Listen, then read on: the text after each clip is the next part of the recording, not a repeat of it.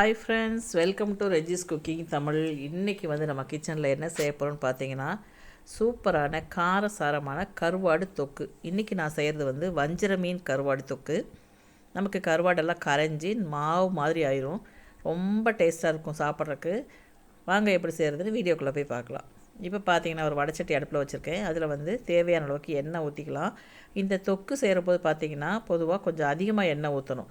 ஏன்னா நம்ம வந்து தொக்கை வந்து வச்சிருந்து சாப்பிட்டாலும் கெட்டு போகாது. நம்ம ஃப்ரிட்ஜில் வைக்காமல் வெளியே வச்சுருந்தாலும் ஒரு வாரம் ஆனாலும் நமக்கு கெட்டு போகாது, எண்ணெய் இருக்கிறதுனால.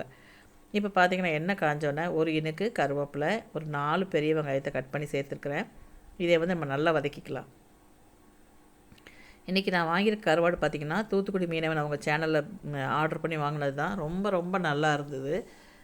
இப்போ வந்து வெங்காயம் ஓரளவுக்கு நல்லா வதங்கட்டும். அதுக்குள்ளே நான் என்ன பண்ணியிருக்கேன் அப்படின்னா, கருவாடை வந்து வெதுவெதுப்பான சுடு தண்ணியில் போட்டிருக்கேன். அப்போ நமக்கு வந்து அதில் ஏதாவது மண் எதாவது இருந்ததுன்னா கூட நமக்கு போயிடும். அதனால் போட்டிருக்கிறேன். இப்போ வெங்காயம் வதங்கும் போதே தேவையான அளவுக்கு மஞ்சள் தூள் சேர்த்துக்கலாம். அடுத்தது பார்த்திங்கன்னா ஒரு 3 மீடியம் சைஸ் தக்காளியை கட் பண்ணி எடுத்து வச்சுருக்கேன். அடுத்தது அதையும் நம்ம வந்து சேர்த்துக்கலாம். அவ்வளோதான், தக்காளி சேர்த்தாச்சு. இப்போ வந்து இதையும் நம்ம வந்து நல்லாவே வதக்கி விட்டுக்கலாம்.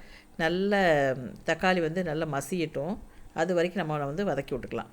இப்போது இதுக்கு தேவையான அளவுக்கு உப்பு சேர்த்துக்கலாம். ஏன்னா கருவாட்டில் உப்பு இருக்கும். அதனால் வந்து உப்பை வந்து 1 ஸ்பூன் மட்டும் சேர்த்துருக்குறேன். பார்த்துட்டு நம்ம கடைசியில் பத்தலைனா சேர்த்துக்கலாம்.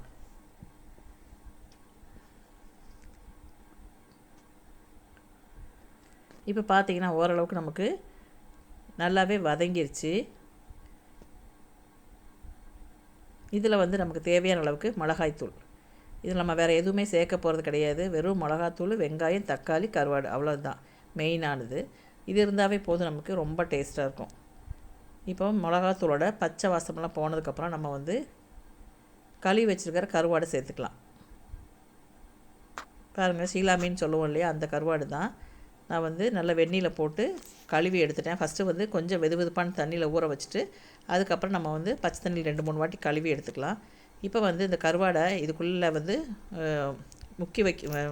மூழ்கிற மாதிரி வச்சு மேலே வந்து நான் வெங்காயம் தக்காளியெல்லாம் போட்டு கொஞ்சம் நேரம் அமுத்தி அப்படி வச்சுருக்கேன். இதில் பார்த்திங்கன்னா நமக்கு கருவாடு நல்லா சாஃப்டாக வெந்துடும். அதுக்கப்புறம் நமக்கு பீஸாக வேணும், சாப்பிட பிடிக்கும் அப்படின்னா நம்ம வந்து சும்மா 4-5 பீஸாக கட் பண்ணி விட்டுட்டு கூட நம்ம எடுக்கலாம். ஆனால் எங்களுக்கு பீஸா சாப்பிட பிடிக்காது. அதெல்லாம் கரைச்சி மாவு மாதிரி ஆனால் தான் பிடிக்குங்கிறனால நான் நல்லாவே அதை மசிச்சு விட்டுட்டேன்.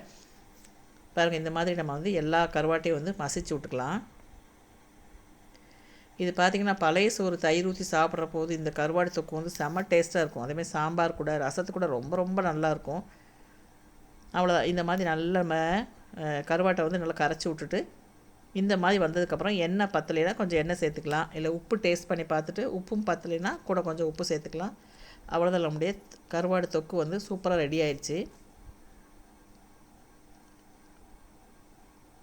பாருங்கள், கடைசியாக இந்த அளவுக்கு நல்லா சுண்டி நல்ல எண்ணெய் பிரிஞ்சு மேலே வரும். அந்த சமயத்தில் நம்ம வந்து ஸ்டவ் ஆஃப் பண்ணிக்க வேண்டியதான். இதை வந்து நம்ம வந்து வெளியவே ஸ்டோர் பண்ணலாம். 1 வாரம் வரைக்கும் இந்த கருவாடு தொக்கு வந்து கெட்டு போகாது. நல்லா எண்ணெய் ஊற்றி கெட்டியதுன்னா கண்டிப்பாக ட்ரை பண்ணி பாருங்கள். டேஸ்ட் ரொம்பவே நல்லாயிருக்கும்.